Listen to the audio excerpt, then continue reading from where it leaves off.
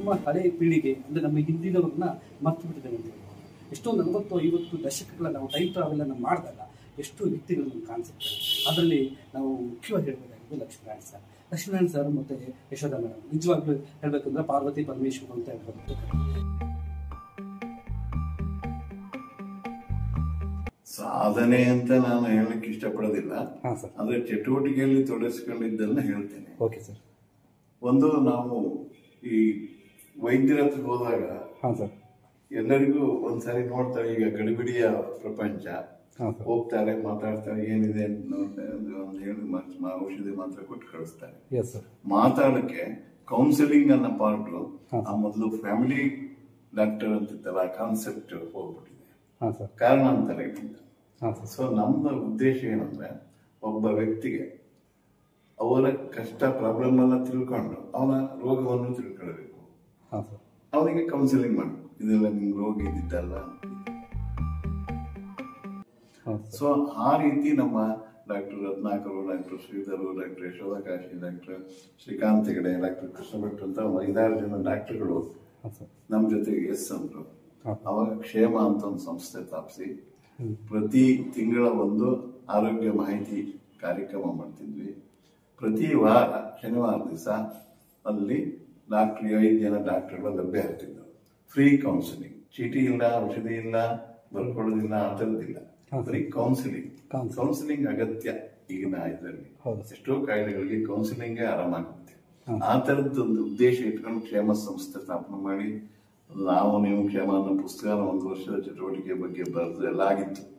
ಅದ್ರ ಕೊನೆಗೆ ನಾವು ಇಂತರ್ಕೊಂಡ್ಮೇಲೆ ಅವರೀಗ ಡಾಕ್ಟರ್ ಕೆ.ಆರ್. ಶ್ರೀಧರ್ ಅವರು ಮನೆಯವರು ನಡೆಸ್ತಾ ಇದ್ದಾರೆ ಸಂಸ್ಥೆ. ಅದೇ ರೀತಿ ಶಂಭು ಮಿತ್ರ ವೇದಿಕೆ ಅಂತ ಒಂದು ಮಾಡಿದ್ವಿ. ಶಂಭು ಹೆಗಡೆಯವರ ಸ್ನೇಹಿತರು ಅನ್ನೋದು ಒಂದೇ ಕಾರಣ, ಶಿವಮೊಗ್ಗದಲ್ಲಿ ಯಕ್ಷಗಾನೇತರು, ಯಾಕಂದ್ರೆ ಈಗ ಸೌತ್ ಕೇಂದ್ರ, ನಾರ್ತ್ ಕೇಂದ್ರದವರು ಶಿವಮೊಗ್ಗ ಮಲ್ನಾಡಿನವರು, ಇವರೇ ಸ್ಥಾಪಿತ ಯಕ್ಷಗಾನ ನೋಡೋರು. ಇವರಲ್ಲದೆ ಬೇರೆ ಬಯಲುಸೀಮೆಯವರು ಯಕ್ಷಗಾನ ನೋಡಬೇಕು.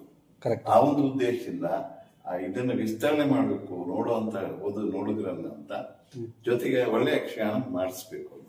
ಈ ಕಾರಣಕ್ಕಾಗಿ ಅವಾಗ ಶಂಭು ಮಿತ್ರ ವೇದಿಕೆ ಅಂತ ಒಂದು ಸಂಸ್ಥೆ ಮಾಡಿ ಅದರಲ್ಲಿ ಒಂದು 10 ವರ್ಷ ಬೇರೆ ಬೇರೆ ಆಕ್ಟಿವಿಟೀಸ್ ಮಾಡಿ,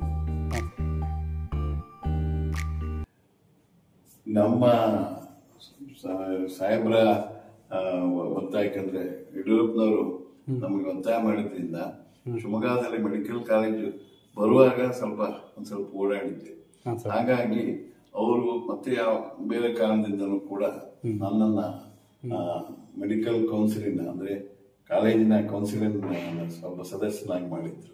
ಫಸ್ಟ್ 3 ವರ್ಷ ನಾನು ಕೌನ್ಸಿಲರ್ ಸದಸ್ಯ ಆಗಿದ್ದೆ. ಅದೇ ರೀತಿಯಲ್ಲಿ ಶಂಭು ಹೆಗಡೆ ರಾಷ್ಟ್ರೀಯ ನಾಟ್ಯೋತ್ಸವದ ವಿಷಯ ಹೇಳಿದ್ದೀನಿ ಈಗಾಗಲೇ. ಸುಮಾರು 15 ವರ್ಷ ನಾನು ಕಾರ್ಯಾಧ್ಯಕ್ಷ ಆಗಿ ಕೆಲಸ ಮಾಡಿದ್ದಕ್ಕಾಗಿ ಅಲ್ಲಿ ಅವರೆಲ್ಲ ಸೇರಿ, ಇತರರೆಲ್ಲ ಸೇರಿ ನನಗೆ ಒಂದು ಸನ್ಮಾನವನ್ನು ಮಾಡಿದ್ರು, ಗೌರವ ವಂದನೆ. ಬಹಳ ದೊಡ್ಡ ಸಾಧನೆ ಮಾಡಿದ್ದೀನಿ ನನಗೆ ಅನ್ಸೋದಿಲ್ಲ, ಆದ್ರೆ ಈ ಕ್ಷೇತ್ರಗಳಲ್ಲಿ ನಾನು ತೊಡಗಿಸ್ಕೊಂಡಿದ್ದೀನಿ. ಲಕ್ಷ್ಮೀನಾರಾಯಣ ಕಾಶಿ ಅಂದ ತಕ್ಷಣ ನನಗೆ ಜ್ಞಾಪಕ ಆಗೋದು ಅವರ ಮಾತು ಮತ್ತು ಅನುಭವ ಮತ್ತು ಅವರ ಹಿನ್ನೆಲೆ ಒಂದು ಸಾಂಪ್ರದಾಯಿಕ ಮನೆತನ ಆದರೂ ಕೂಡ ವೈಚಾರಿಕತೆ ತುಂಬ ಇರೋದು. ಅವರು ಆಡೋ ಮಾತಿನಲ್ಲಿ ಆದರ್ಶ ಇರುತ್ತೆ, ಹಿತ ಇರುತ್ತೆ, ಕಿವಿ ಮಾತು ಇರುತ್ತೆ, ಮತ್ತು ಕೆಲವೊಮ್ಮೆ ತೆವಿತಾನೂ ಇರುತ್ತೆ, ವಿಮರ್ಶೆ ಕೂಡ ಇರುತ್ತೆ. ಹಾಗಾಗಿ ಒಬ್ಬ ಒಳ್ಳೆಯ ಮಾತುಗಾರ ಅವರಿದ್ದಾನೆ, ಜೊತೆಗೆ ಒಬ್ಬ ಬರಹಗಾರ ಇದ್ದಾನೆ, ಮತ್ತು ವಿವೇಚನಾಶೀಲ ವ್ಯಕ್ತಿತ್ವ ಇರ್ತಕ್ಕಂಥ ಒಬ್ಬ ಚಿಂತಕ ಕೂಡ ಇದ್ದಾನೆ. ಅವರು ಇತ್ತೀಚೆಗೆ ಒಂದು ಬದುಕಿಗೊಂದು ಭಾಷೆ ಅಂತ ಒಂದು ಪುಸ್ತಕ ಬರೆದು ಅದರ ಪರಿಚಯನ ನನಗೆ ಮಾಡಲಿಕ್ಕೆ ಹೇಳಿದರು. ಅದು ಓದಿದಾಗ ಅವರ ಅಗಾಧ ವ್ಯಕ್ತಿತ್ವ, ಅಗಾಧ ಪರಿಶ್ರಮ, ಅಗಾಧ ಅನುಭವ ನನಗೆ ಪರಿಚಯ ಆಯಿತು. ಅವರು ನನಗೆ 30-40 ವರ್ಷ ಇರ್ತಕ್ಕಂಥ ಒಂದು ಮಿತ್ರತ್ವ ಇದೆ. ನಾವು ಹೋಗೋಬಾರ ಫ್ರೆಂಡ್ಸೇ.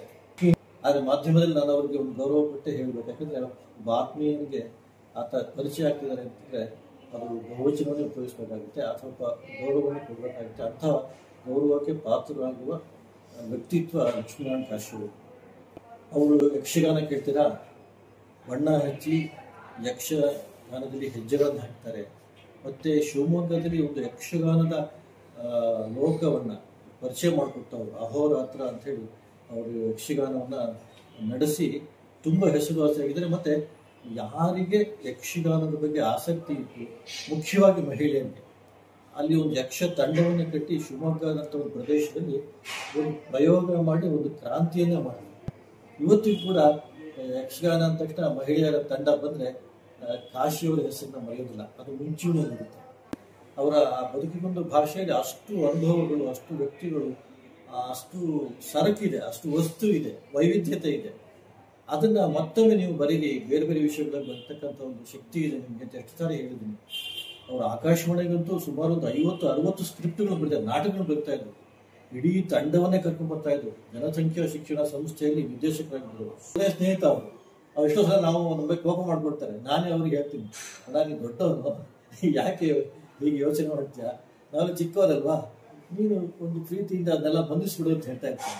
ಈ ಥರ ಅವ್ರ ಜೊತೆ ಒಡನಾಟ ಇದೆಯಲ್ಲ, ನಾನು ಮರೆಯಲಾಗ್ತು. ಮತ್ತು ಕಲಾ ಲೋಕದಲ್ಲಿ, ಸಾಹಿತ್ಯ ಲೋಕದಲ್ಲಿ ಮತ್ತು ಸಾಮಾಜಿಕ ಲೋಕದಲ್ಲಿ ಅವರೊಬ್ಬ ಜನಪ್ರಿಯ ವ್ಯಕ್ತಿ ಅಂತ ನಾನು ಸುಲಭ ಹೇಳೋಕ್ಕಿಂತ ಆತ್ಮೀಯತೆಯನ್ನು ಪಡ್ತಕ್ಕಂಥ ವ್ಯಕ್ತಿ. ಅವರಿಗೆ ಎಲ್ಲ ಕ್ಷೇತ್ರದಲ್ಲೂ ಆತ್ಮೀಯ ಸ್ನೇಹಿತರಿದ್ದಾರೆ. ಆದರೆ ಒಂದು ಅವ್ರ ದೊಡ್ಡ ಗುಣ ಅಂದರೆ ಅವ್ರನ್ಯಾರು ಅವರು ಸ್ವಾರ್ಥಕ್ಕೆ ಉಪಯೋಗಿಸಿಲ್ಲ, ಇನ್ನೊಬ್ಬರಿಗೆ ಸಹಾಯ ಮಾಡ್ತಾರೆ ಅಷ್ಟು ಹೊರತು ಸ್ವಾರ್ಥಕ್ಕೆಂದು ಉಪಯೋಗಿಸ್ಕೊಂಡಿಲ್ಲ. ಇಂಥ ವ್ಯಕ್ತಿಗಳು ಅಪರೂಪ ನಮಗೆ. ಹಾಗಾಗಿ ನನಗೆ ಆಕಾಶವಾಣಿಯಲ್ಲಿ ಅವರು ಒಂದು ಆಸ್ತಿಯಾಗಿದ್ದರು. ಮತ್ತು ಆಕಾಶವಾಣಿಯಲ್ಲಿ ನಿವೃತ್ತನಾದ್ಮೇಲೆ ಒಬ್ಬ ಆತ್ಮೀಯ ಸ್ನೇಹಿತರಾಗಿದ್ದಾರೆ. ಈಗಲೂ ನಾವು ಆಗಾಗ ಭೇಟಿ ಆಗ್ತಿರ್ತೀವಿ, ನಮ್ಮ ವಿಚಾರಗಳು ಹಂಚ್ಕೊಳ್ತೇವೆ.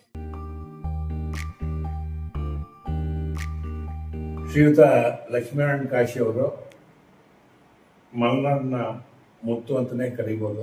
ಯಾತಕ್ಕೆ ಅಂತ ಹೇಳಿದ್ರೆ, ಅವರು ಸುಮಾರು ಫ್ಯಾಮಿಲಿ ಪ್ಲಾನಿಂಗ್ ಡಿಪಾರ್ಟ್ಮೆಂಟ್ನಲ್ಲಿ ಕೆಲಸ ಮಾಡಬೇಕಾದ್ರೆ ಬಹಳಷ್ಟು ಕ್ರಿಯಾಶೀಲವಾಗಿ ಹೊಸ ಹೊಸ ರೀತಿಯ ವಿಭಿನ್ನ ರೀತಿಯಲ್ಲಿ ಫ್ಯಾಮಿಲಿ ಪ್ಲಾನಿಂಗ್ ಅವಾಗ ಅವಶ್ಯಕತೆ ಇದ್ದಾಗ ಅದನ್ನು ಜನರಿಗೆ ಮನದಟ್ಟು ಮಾಡಿಸಿ ಮಾಡುವಂಥ ಕಾರ್ಯನ ಅವ್ರು ಮಾಡಿದ್ದಾರೆ. ಹಾಗೆಯೇ ಅವರಲ್ಲೊಬ್ಬ ಎಂಟರ್ಪ್ರಿನರ್ಶಿಪ್ ಇದೆ.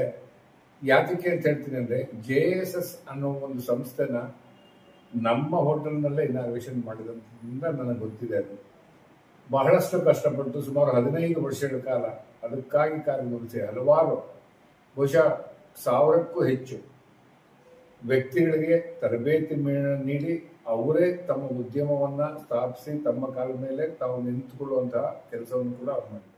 ಇನ್ನೊಂದು ಕಡೆ ಪ್ರವಾಸೋದ್ಯಮದಲ್ಲಿ ಆಸಕ್ತಿ.